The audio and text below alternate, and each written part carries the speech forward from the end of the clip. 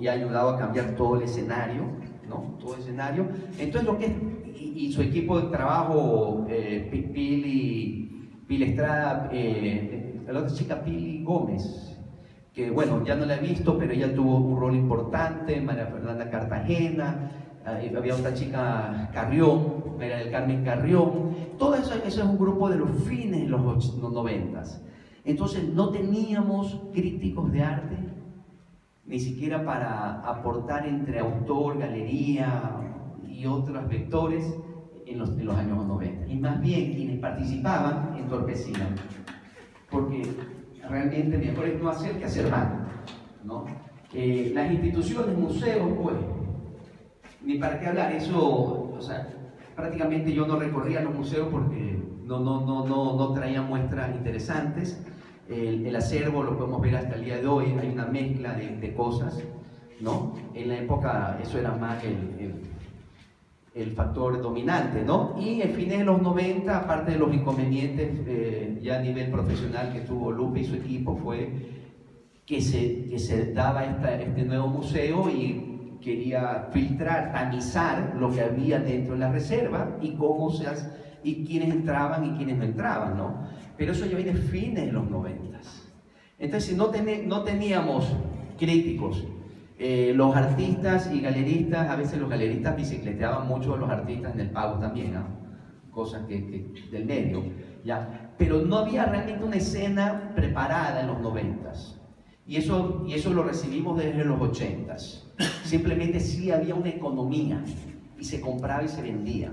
Por eso los Endara Crow llegaron a costar $25.000, cae el sistema bancario y te lo vendían en 3 y 4 y no valía, nadie lo quiere. No, porque se sorprendía. Tú sorprendes, pones prensa, y la gente que no investiga y bueno, parte de la época. Yo creo que hoy en día, si bien es cierto se da, es menos probable porque hay mucho más herramientas de información y más criterio para informarse. Y no hay que saber, simplemente hay que hacer preguntar. O sea, no es pecado no conocer, simplemente tener un poco de curiosidad y vas indagando, ¿no? Y llegas, no cuestionas. El periodismo realmente siempre ha jugado en contra.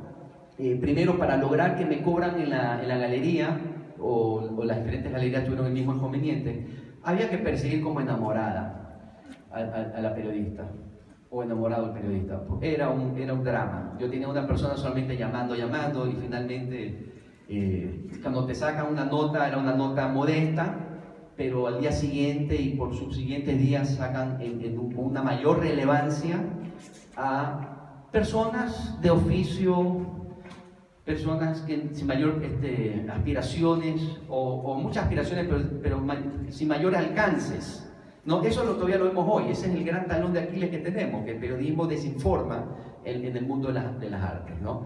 Y cuando estás en el mundo de las artes y lees cosas y sabes que no son así, uno se dice, bueno, y en el resto de la materia que no conocemos, será igual. Entonces la prensa siempre ha sido un problema. Podemos pasar a la siguiente slide. Ya. He puesto el año 99 y el 99 lo he separado, el anterior, el 99 lo he separado de los 90s, porque como sabemos el sector bancario cayó, ¿no? Y con ello se fueron borrando las galerías de artes. En Urdesa se borraron la mayoría. Unas cerraron antes por otros motivos, pero la gran mayoría que formaba parte además del mercado occidental se borró por igual Quito, ¿no? Y todavía, yo diría que todavía pues, durante todos los 90s, Quito era el centro del arte moderno, llamémoslo hoy día contemporáneo, porque poco a poco ya fue entrando el criterio que es contemporáneo, y ya el centro viene a ser Guayaquil. Ya después del sistema bancario, por decirlo con claridad, ya viene a ser Guayaquil, no solamente porque permanecimos nosotros como galería, sino que comenzaron a haber otro tipo de autores, ¿no? Xavier Brito ya estaba aquí, y comenzaron a aparecer otros autores y radicaban acá en Guayaquil, ¿no? Y lo que sí sirvió, aunque la intención la caída del sector bancario fue un tema netamente político y económico, pero sirvió como para tamizar, Desaparecimos, o desaparecieron, mejor dicho, muchos intermediarios, y muchos artistas dejaron de ejercer. Inclusive habían artistas que en la época eran como, wow. Hoy en día, si se los menciono, también ni siquiera saben quién es.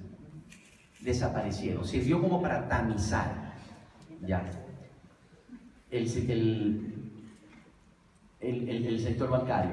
Y luego, el 2005, si bien es cierto el ITAI aparece el 2003 al 2004, el efecto lo vengo como a percibir a partir del 2005. Ahora, en lo que es fechas, no me cojan tan textual, o sea, el 99 fue el caída bancaria, eso es clarísimo, pero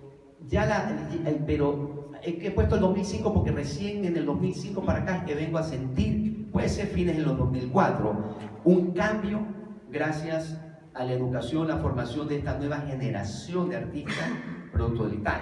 Antes de eso, este 2005 y 99 fue como una época de transición.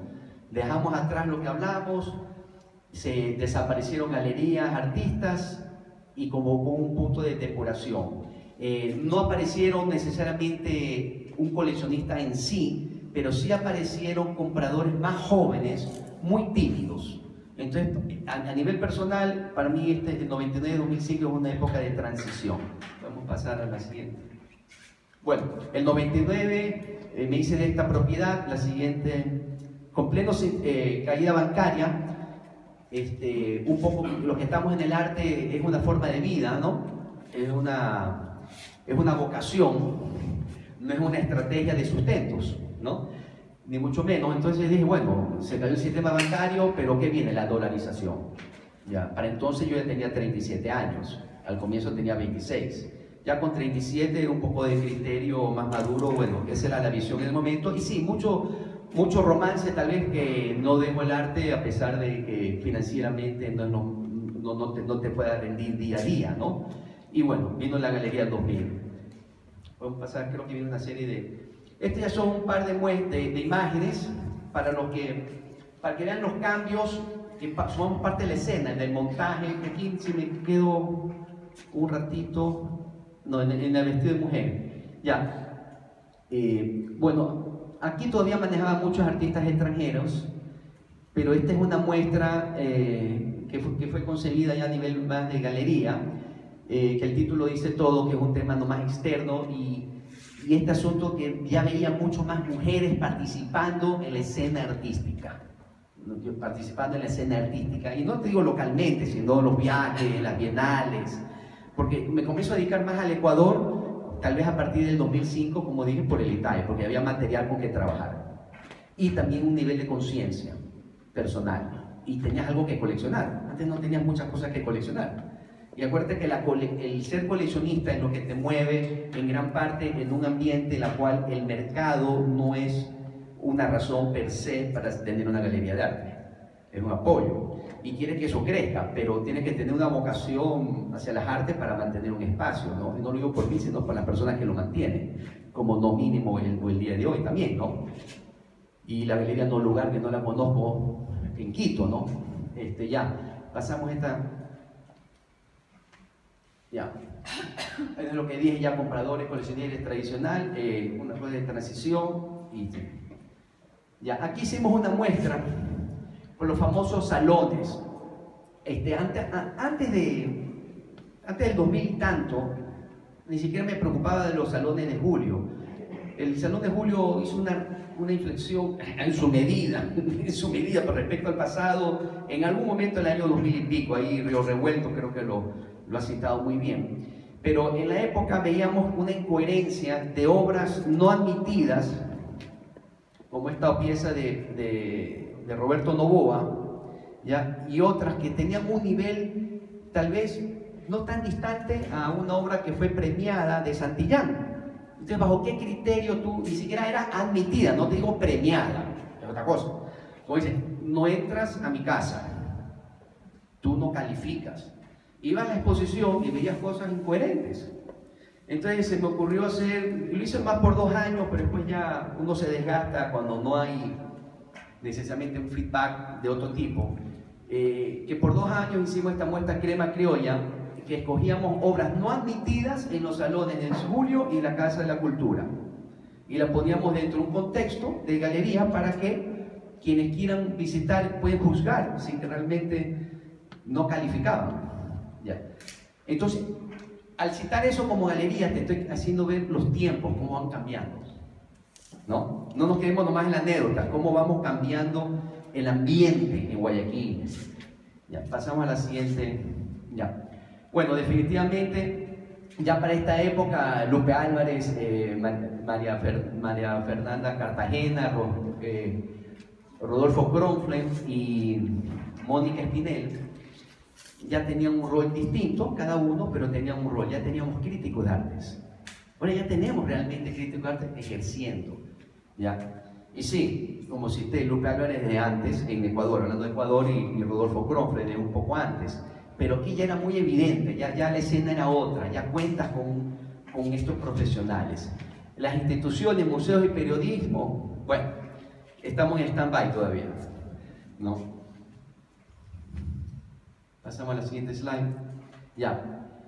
He dejado toda una ficha abierta porque no voy a hablar del ITAI, porque para el ITAI creo que se tiene que en un momento hacer una exposición, toda una charla, porque ese es una puerta.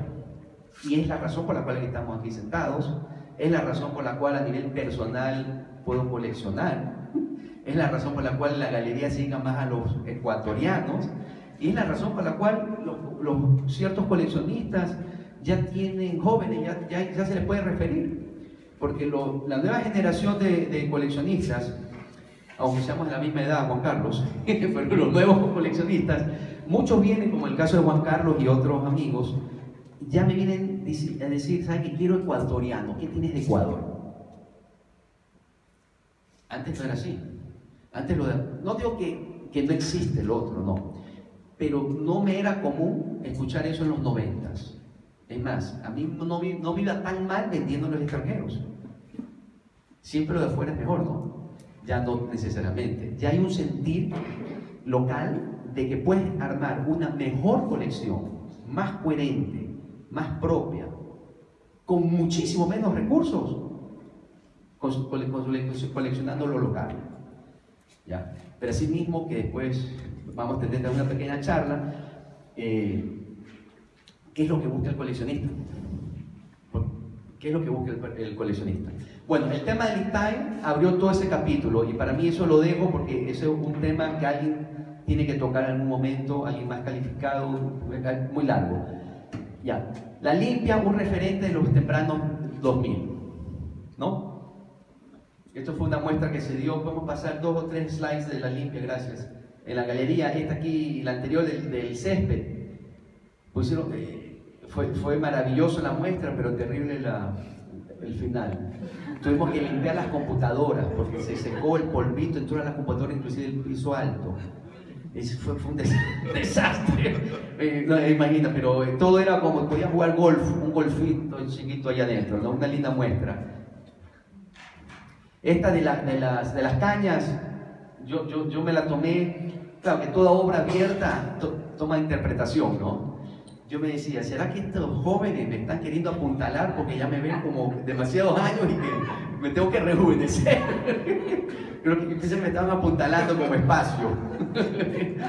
Sí, para que vean lo positivo, ¿no? No, yo realmente creo que por ahí va la metáfora de esto también. Bueno, y esta es una pieza de ellos que por suerte la coleccioné, porque yo me decía en la época, ¿quién va a comprar una instalación?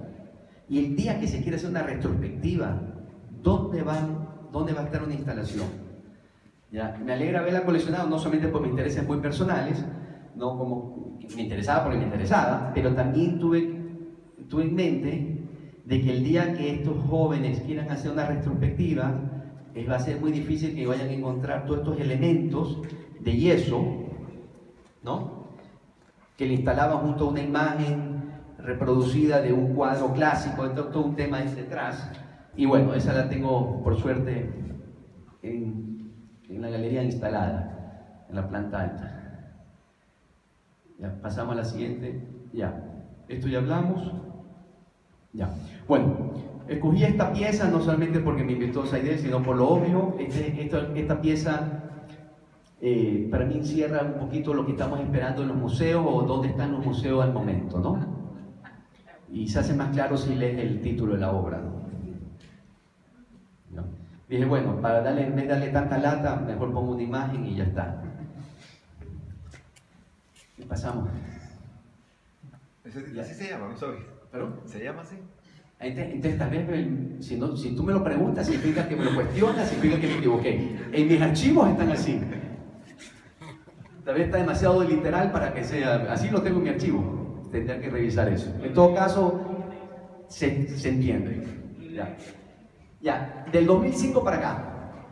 Ya, es un poco más interesante. Acordémonos que la economía del país, gracias a la dolarización y gracias al mercado de las materias primas, gracias naturaleza, petróleo, boom, y la dolarización, ¿no? Eso a su vez, junto con la nueva leva de artistas, la nueva generación de coleccionistas, ha ayudado a que el día de hoy, bueno, que en el 2005 hasta tal vez septiembre del año pasado, hasta la caída del petróleo, hemos tenido en creciente una economía bastante saludable en el arte.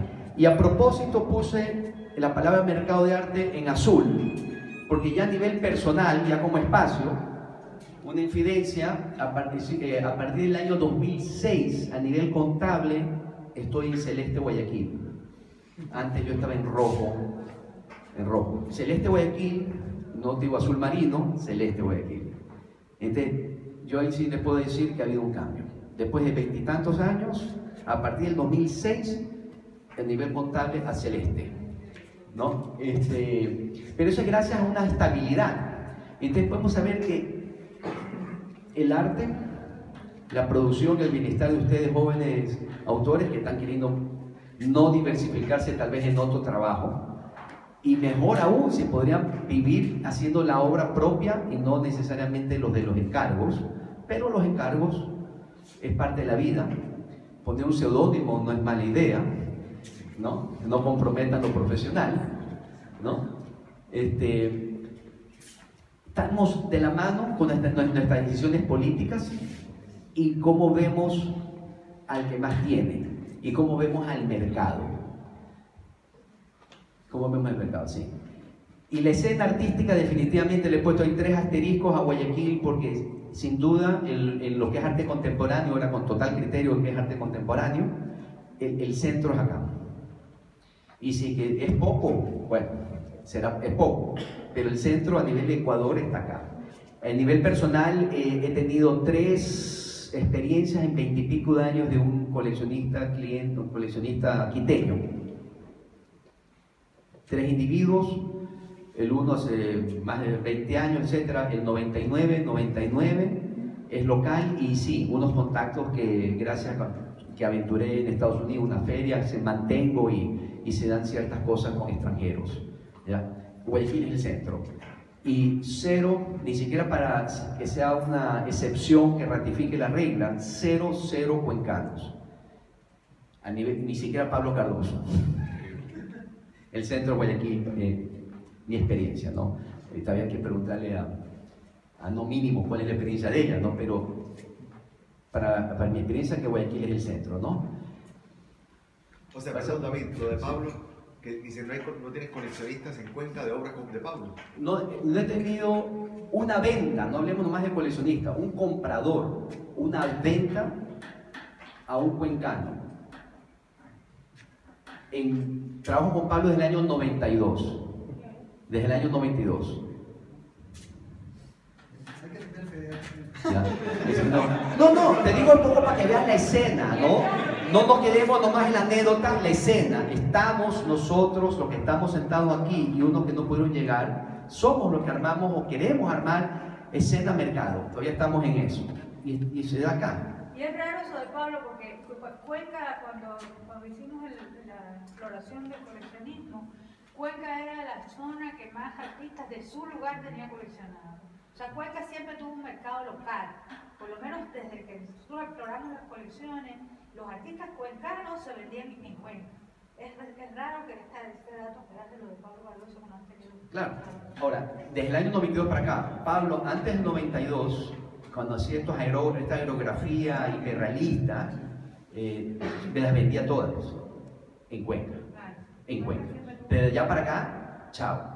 Y ante la suspicacia natural de todos nosotros, he tenido más de un solo ejemplo, muchos ejemplos, y si de alguien, o sea, yo no me cabe la menor duda que es tal como les digo. He tenido experiencia que de cifras, me han consignado cifras importantes, queriéndome dar la vuelta, y aterriza de regreso el tipo en mi espacio.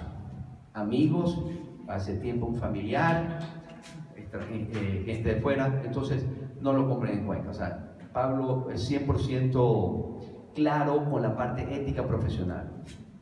¿Ya? Pasamos al siguiente. Ya, esta imagen la pongo no solamente para que me guste esa muestra, ni mucho menos, sino que con Rodolfo Kronfler, así como con Lupe hicimos una exposición High Low Light, se pronuncia un poco distinto, ¿no? Con 3 autores, un cubano, un argentino y Roberto Novoa, ¿no? Esta muestra que la curó Rodolfo, me interesa ponerla aquí para que vean la cooperación crítico-espacio comercial.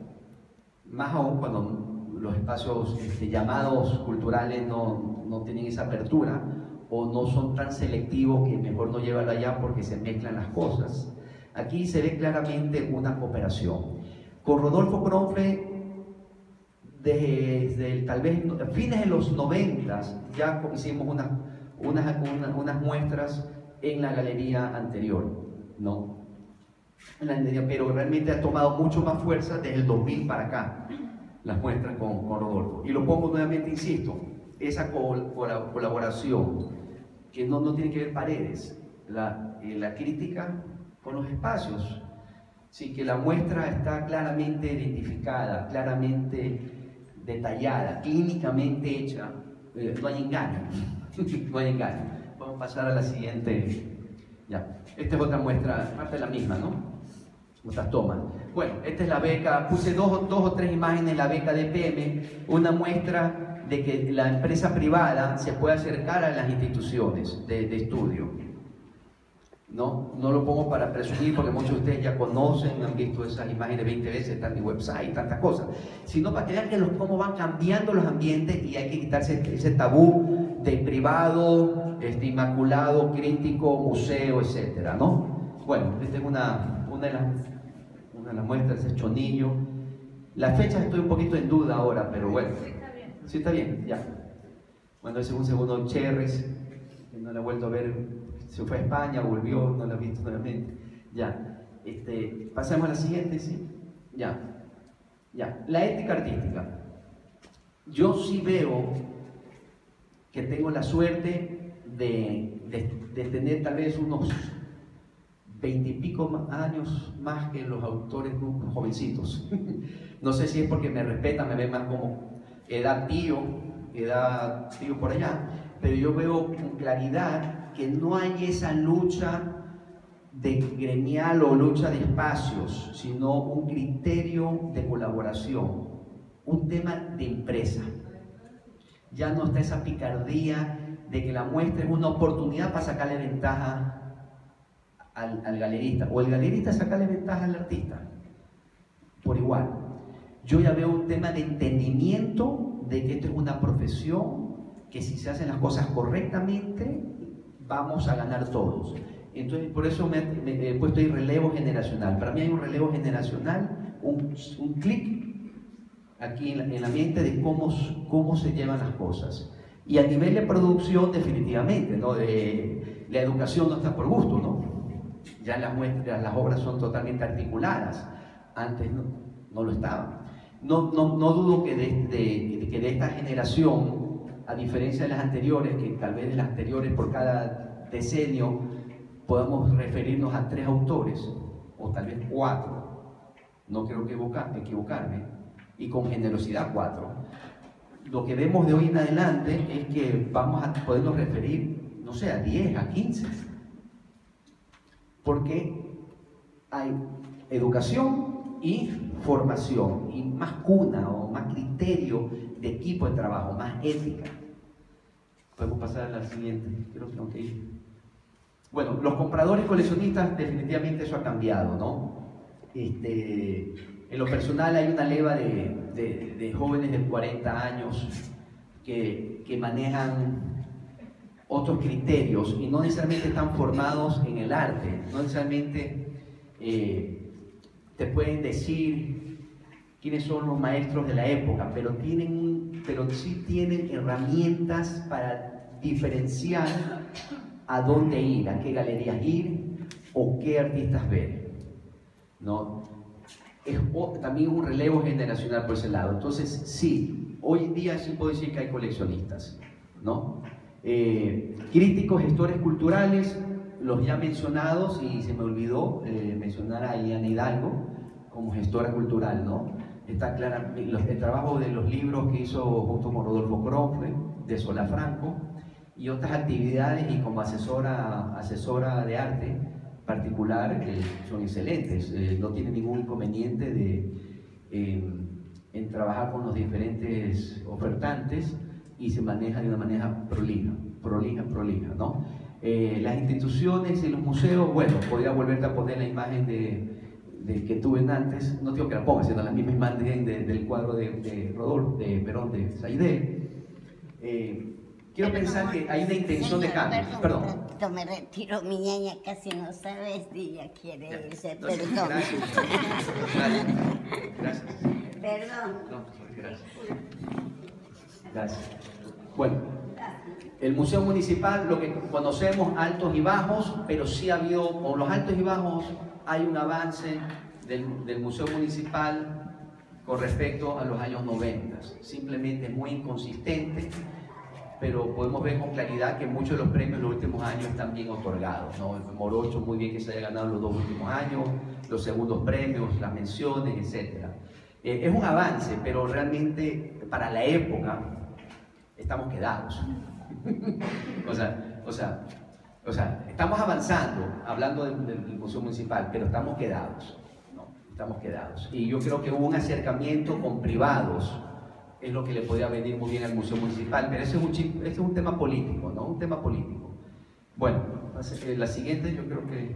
bueno, aquí hay una serie de 4 o 5 slides que simplemente las he puesto, porque me ha interesado Javier Patiño, todos los conocen, pensé que iba a haber un público no INTAE, no relacionado, porque era una convocatoria abierta, entonces quería dejarles saber un poco de imágenes de 2 profesores fundadores de INTAE, con unas muestras que hemos hecho en la galería de Pepe, pero ya la mayoría de ustedes conocen, pero bueno, igual las paso.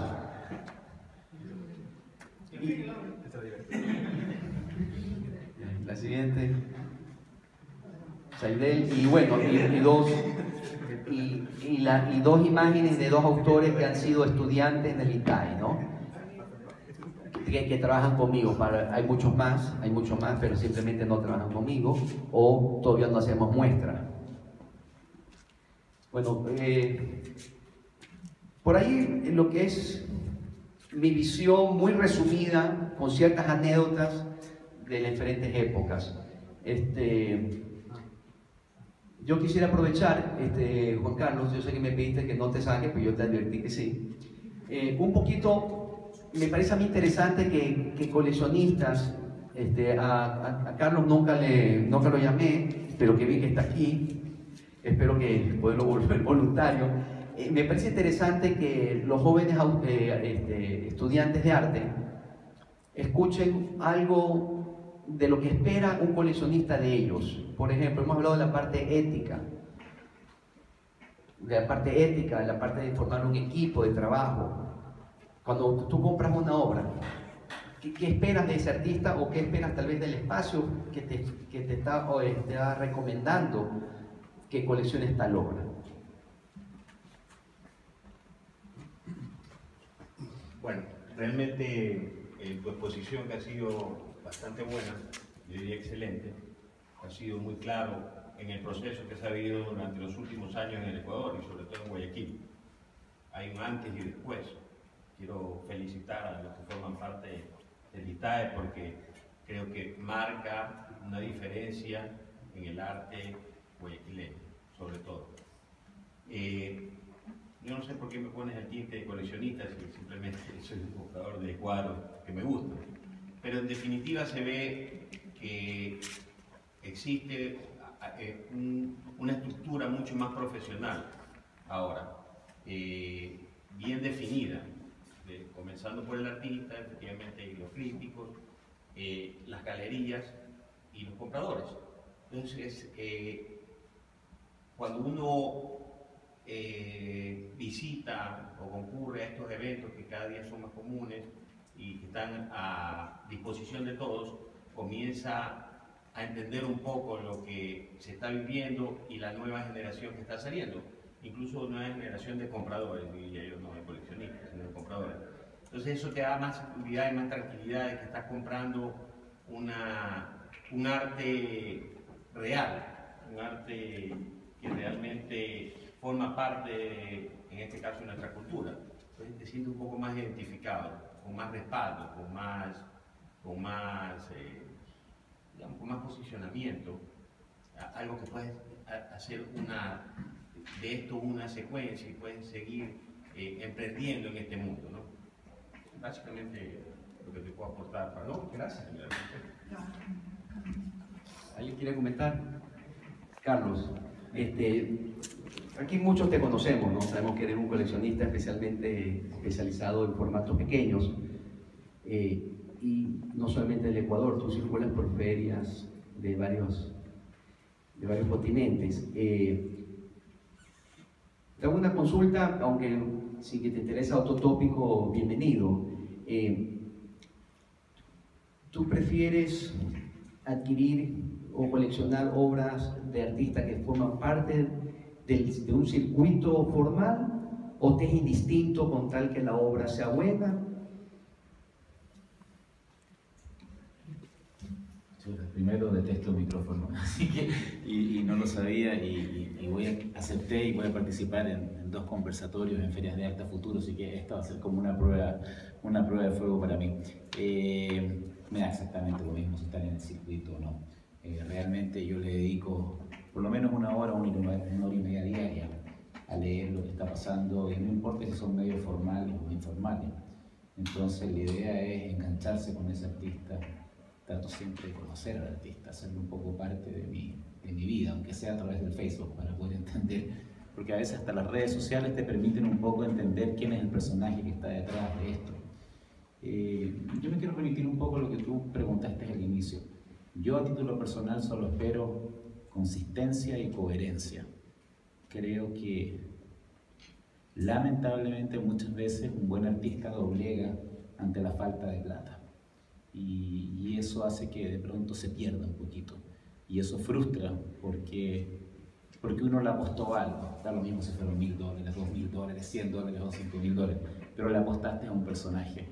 Y entiendo, necesariamente uno necesita plata para poder avanzar, pero tratar en lo posible, especialmente a la mayoría de los jóvenes que están acá, de que sean consistentes, consecuentes, digamos, con esta profesión que he decidido tener.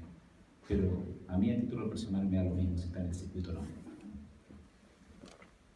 Perfecto, gracias. Pero veo que lo que decíamos, esté uno en el circuito, lo investigas.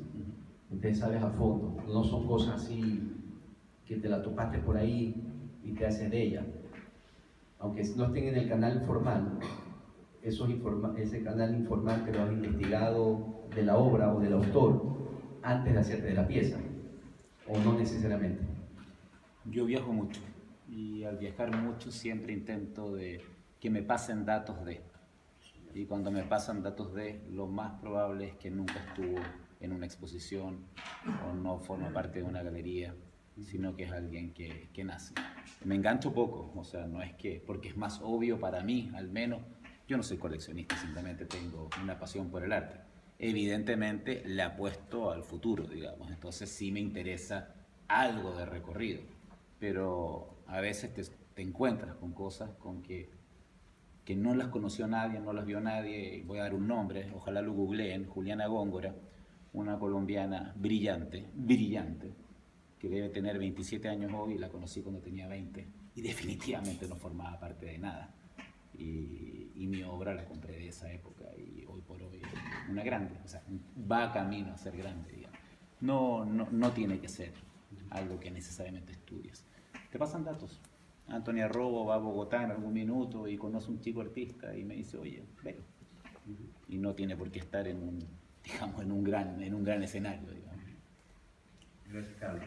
Bueno, ¿alguna pregunta o algún comentario, Pedro? David, ¿cómo hace la galería para hacer que sus artistas se vinculen en la escena internacional? ¿Cómo trabaja con artistas para que pongan afuera, qué sé yo, se muestren afuera? Bueno, hemos ido por muchos años a ferias, aunque en los últimos 2 o 3 años ya dejé de ir, o no he ido, mañana puedo empezar. Pero hoy en día no solamente son las ferias, sino estar vigente, y así como le pasan el dato a Carlos, de autores, los coleccionistas se pasan los datos de quién es quién en tal país. Por ejemplo, hace 3 meses vino por el país un coleccionista que inclusive está armando una fundación en Australia, un coleccionista invitado a las diferentes ferias, ¿no? Y vino a DPM, como seguramente, posiblemente fue algo mínimo, ¿no? Pero alguien le habló de DPM, ¿no? Entonces, vamos a ferias. 2, estás en línea, y después de 20 y tantos años, 27 años de galería, te conocen muchas personas, y esas también refieren a los otros, ¿no? Y volveré a ferias cuando yo crea que es oportuno. Yo ahorita no tengo algunos planes que no veo como que es algo inmediatamente necesario para mí o para el espacio, pero contestándote, son los años que uno ha recorrido y estar vigente, y a uno lo refieren, ¿Otra pregunta o comentario? Bueno, gracias David, porque realmente este tipo de encuentro es muy importante, yo creo que para los artistas y para todos nosotros, porque efectivamente tú tienes una experiencia en la vida cultural local que es privilegiada y que hay que levantarla. En algún momento va a haber que levantar toda esa historia de galerías. Mis alumnos de prácticas artísticas en el Ecuador, ellos saben que yo les estoy diciendo constantemente que hay que hacer una escritura que esté mucho más allá del artista, la obra, de lo convencional que siempre se dedica al mundo del arte, y que hay otros factores que son muy importantes en la producción de circuitos, entre ellos las galerías, y que yo creo que esta historia local que has armado tú, que armó Madeleine Hollander, que creo que se le ha hecho poca justicia desde el punto de vista del medio, y que están haciendo los nuevos galeristas, los nuevos espacios, es muy importante. Pero yo quería señalar algunas cosas de las que has dicho que me parece sumamente importante enfatizar. Una, la cuestión de la ética, a la cual le has dado mucha importancia. Evidentemente, la ética ha sido un problema porque, por ejemplo, cuando yo llegué a Ecuador en 1996, no existía ningún criterio de buenas prácticas en el circuito del arte. Era normal, era natural que ese fenómeno que tú reseñas, del cual eres un afectado, obviamente, era general, porque no había buenas prácticas. No había buenas prácticas no en los artistas, ni en los museos, ni en ninguno de los ejes importantes del circuito había el mínimo criterio de una buena práctica. Entonces, con ese vacío de buenas prácticas, evidentemente tampoco le puedes pedir a los artistas que tengan una consecuencia con una práctica ética, porque no existía realmente una noción en circuito de ninguna buena práctica. Es proverbial la mala práctica de los museos, que pudiera ser la entidad más. Si cualquiera que asistió a la exposición de Pamela Ceballos, que estuvo aquí, se dio cuenta, porque ella ha tematizado ese tema, y yo lo sé muy bien porque investigué profundamente esos documentos, las malas prácticas de los museos, pero malas prácticas en el sentido más profundo del término, son proverbiales. Entonces, ese tema, efectivamente, como tú señalas, ha caminado mucho en el Ecuador, a pesar de que todavía no existe un modelo de buena práctica. Pero de todas maneras, los artistas saben, como tú dijiste muy bien, que una buena práctica genera un mundo profesional. El mundo profesional no está ligado a las malas, sino a las buenas prácticas, en general. Y hay mayor sentido de comunidad. Como tú dices, en una comunidad mayor hay un sentido de que efectivamente en este escenario que es el arte contemporáneo no solamente pegan los artistas, ni las obras, ni los críticos, sino que hay una cantidad de factores mucho más profundos. Otra cosa que yo quería señalar y que me parece muy importante, porque aquí están coleccionistas, lo digo, o personas que están haciendo una carrera en el coleccionismo, que me parece muy importante. Hoy en día se sabe, en América Latina, por ejemplo, el papel del coleccionismo y en estas nuevas narrativas sobre el arte latinoamericano que hoy en día están en la palestra en los museos más importantes del mundo. O sea, no hay museo que se respete en los Estados Unidos, por ejemplo, por hablar de un circuito poderoso del arte, que no le dé hoy un espacio al coleccionismo y al arte latinoamericano. Y eso es una labor de los coleccionistas. Por ejemplo, la labor que han hecho coleccionistas como Patricia Félix Cisneros, o sea, es fundamental. O sea, es fundamental. Se ha revalorizado y se han generado nuevas narrativas históricas sobre el arte, fundamentalmente por la labor de coleccionistas. Los coleccionistas han hecho incluso que el mundo académico se ponga las pilas y se genere una discursividad sobre el arte latinoamericano, y en nosotros también podría eso impactar, para que evidentemente eso adquiera un sentido de cada vez mayor importancia en todas las narrativas que pudieran decirse de más legitimadas del mundo del arte. O sea, los coleccionistas hoy están trabajando con curadores, con academias, con archivos importantísimos, porque efectivamente ya se están dando cuenta de que en el mundo del arte, y eso sería muy bueno para los coleccionistas, en el coleccionismo, por ejemplo, todo el papel del documento, además de las obras, todo el papel de toda esa echología que hay alrededor del mundo del arte. Y en el caso de Ecuador, y por eso me voy a detener un momentico aquí, es fundamental el papel de los coleccionistas.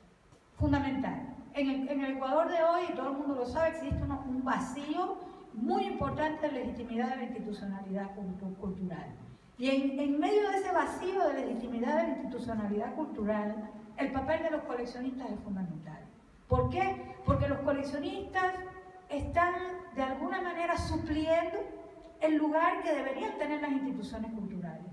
Ese cero de inversión intelectual, económica, financiera, infraestructural, etcétera, que tiene la institucionalidad cultural, lo están asumiendo los coleccionistas. Y hoy en día existe un importante, hay colecciones que a futuro van a ser en Ecuador lo que sería para sus países las colecciones que tienen hoy punch internacional con relación a... Y otra cosa que pilas a los coleccionistas. Hoy en día en el mundo del arte se dirime el escenario simbólico en términos de escrituras locales.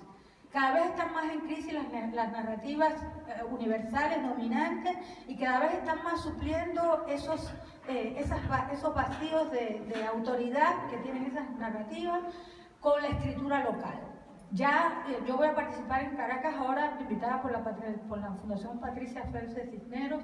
Está haciendo una revisión de los hitos de las exposiciones más importantes del arte latinoamericano del siglo XX. Yo voy a hablar sobre Anteamérica, que fue una exposición muy importante que hizo en la Luis Ángel Arango. Y creo que esa labor, por ejemplo, que está haciendo una colección, se está llevando a cabo una colección, genera un punto ahí en esa idea de que cada vez más se está hablando de las narrativas locales. Centroamérica está haciendo una revisión importantísima de sus narrativas locales. Se está revisando la obra de Patricia Belli, se están revisando obras de grandes artistas latinos, latinoamericanos y regionales que no habían tenido ningún tipo de reconocimiento en los escenarios. ¿Por qué? Porque los contextos están cada vez más interesados en potenciar sus escrituras locales. Y en esa escritura local, en Ecuador, la labor del coleccionismo es fundamental, del coleccionismo privado. Porque el coleccionismo cesó en las instituciones culturales desde la década de los 80. No se volvió a coleccionar en las instituciones fundamentales, salvo las que tienen colección a partir de eventos, no se coleccionó nunca más. Premio adquisición. Premio adquisición. O sea, salvo las que han generado colecciones a partir de premios de adquisición, no hay ningún tipo de colección. O sea, la labor que tienen los coleccionistas y su responsabilidad es fundamental. Y efectivamente, darle pertrechos conceptuales a los coleccionistas. A mí me encanta oír a Carlos Wilson, o sea, un coleccionista que apuesta al futuro es realmente el coleccionista que tiene punch. ¿Por qué? Porque los coleccionistas los grandes coleccionistas empezaron así. Empezaron fundando colecciones sobre algo que no tenía valor, porque ya el tipo de coleccionismo tipo arte moderno, ya eso pasó de moda. Ya el coleccionismo apostándole a los grandes maestros de la modernidad, a Tarsila Amaral o a Wilfredo Lam, pues ya eso pasó. Ahora los coleccionistas están apostándole a los artistas que vienen, los que todavía no se han escrito importantes narraciones y que van a producir exclusividad importantes porque tienen niveles de pertinencia. Y obviamente ya los grandes que están en estas otras ligas están en las grandes colecciones que tienen, no sé, las colecciones del Príncipe Claus, o sea, las colecciones ya grandes, importantes de Tate, o la colección que está haciendo el Guggenheim Museum, o estas colecciones grandes. O sea, la labor del coleccionismo es fundamental. Yo creo y eso es casi como un estímulo, así como Galerista, que has estimulado mucho el coleccionismo, la gente nueva que está estimulando el coleccionismo, y a los coleccionistas que están surgiendo, porque yo creo que en Guayaquil es ese centro importante. Yo en Quito hice, cuando se hizo una revisión del discurso de los museos, que se hizo este evento grande sobre los museos, que vinieron curadores importantes, y el año pasado, yo hablé de la importancia del coleccionismo en Guayaquil. Porque creo que también ese fenómeno en Ecuador es único. Porque, como tú dices, en Quito hay muy poco coleccionismo. Y coleccionismo de apuesta, ninguno. Y en Cuenca, cero. O sea, salvo los eventos que tienen premios de adquisición, que este año ni siquiera va a tener. Entonces, ese tema es fundamental. Yo creo que los coleccionistas tienen una batalla por delante muy importante. Tienen que asumir ese reto porque esa es la manera de hacer historia, o sea, de tener un papel en una narración. Yo confío que dentro de 15 años aquí hay una colección similar a la de Patricia Suárez Cisneros, similar a la de Sifo, o sea, esa gran colección. Gracias, Lupe. Y casualmente les robo un minuto, una anécdota en la cual la compartimos con Saidel. Un amigo nuevo coleccionista tiene sus posibilidades. Nos reunimos una noche, ¿te acuerdas, Saidel? Porque él tenía en mente hacer un edificio. La tierra la tiene, los recursos los tiene. Hacer un edificio para hacer un centro de arte, pero no como un centro de arte, tal vez el término no es exacto, una colección. Él quería montar su colección. Y como es empresario, en la planta alta, manejar un tema de sus oficinas para que se justifique el movimiento y los costos de mantenimiento. Y le dio un edificio que DPM, que es una galería, iba a ser tal vez una galería de buen tamaño, pero como galería, ¿no? La galería DPM iba a ser tal vez el 20% de este edificio. Y te hablo planta alta, planta baja.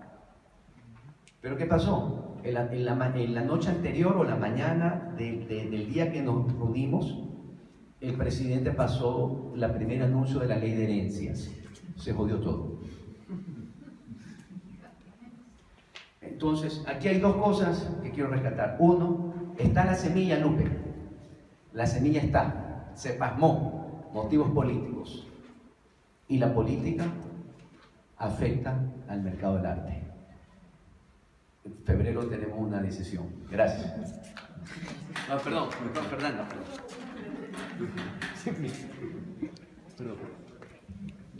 Con referente al tema de los bancos en los años 80 y a las colecciones de instituciones, en ese momento habían ciertas leyes fiscales o cierto apoyo a la cultura con respecto a impuestos o qué estaba pasando para que esas colecciones existan. No sé si tú sabes algo. No, en los años 80 no, temprano 80 no estaba yo vigente, estaba en la universidad, pero no creo que hayan habido porque cuando llegó... Sí hubo un momento de que ya. Hubo una política de liberación de impuestos con relación al mundo del arte, pero el tema es que aquí ha habido muchas irregularidades con relación, por ejemplo, a la ley de patrimonio, que es otra cosa que también funciona, a la ley de patrimonio cultural. O sea, la ley de patrimonio cultural que se creó en el 1979, tuvo una reforma mínima, ahora tuvo otra reforma a la ley de patrimonio cultural, eso afecta también al coleccionismo, porque evidentemente la ley de patrimonio cultural regula tiene una cantidad de regulaciones con relación al patrimonio. Y en la ley de esta de apoyo de liberación de impuestos, yo ahora no recuerdo, me cogiste fuera de base porque no tengo ese dato fresco, pero sí sé que hubo en un momento determinado y que se mal usó. Y ese mal uso hizo que, sí, porque el que hace la ley hace la trampa también. Entonces, Pero no se reguló, sino se descartó. no, se quitó. Claro. Pero se está estudiando, supuestamente, la ley de cultura, los insumos de la ley de cultura, se estaba estudiando una nueva cuestión relativa con el tema de la inversión en el mundo del arte. Pero bueno, hay que ver la ley de cultura. Ahora, hay una incoherencia. Es prohibido sacar obra que tenga 50 años, entonces la obra de mi abuela no la puedo sacar, digo por ley, que te lo ejerza. Obra premiada, ¿no? Diferentes eventos y de maestros consagrados. La lista, nosotros llamamos a patrimonio cultural, nunca nos dan la lista.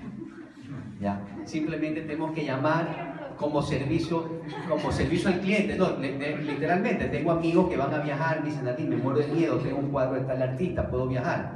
Entonces digo, déjame averiguar, porque claro, si me dices Tábara, Andara, Rendón, etcétera, etcétera, ya lo sé, que no lo puedes sacar. Entonces, no te dan la lista, pero mi punto es el siguiente, a pesar de que no estoy de acuerdo en que se impida la salida de estos patrimonios, yo no soy de esa línea, pero digamos que es válida. Bueno, eso se da en todo el Digamos, país. ya. Eso se da en todo el país. En Estados Unidos tú la puedes entrar y sacar. Sí, pero sí existen Ya, leyes para que no. ya. Pero digamos que es válida, ya, perfecto, es válida. Porque si quiero traer algo a mi país y tú entras con un guayasamín, te expones a un impuesto. O sea, si que la lógica es que no salga el guayasamín, porque le pones un impuesto a que traigas el guayasamín. No deberías cobrar el impuesto que entre, porque tú lo que no quieres que se vaya, tú lo que quieres es que regrese, repatriar. Entonces no hay una coherencia. ¿Y este impuesto, cómo se llama el impuesto? O sea, ¿a qué se debe el impuesto de importación? Es un ICE, el arte es un ICE, el suntuario. ¿Ya? Ahora hay maneras de traerlo, hay gente que viaja y trae, pero te la juegas. ¿No? También sé que hay personas que han tenido problemas, ¿no? Que han tenido problemas.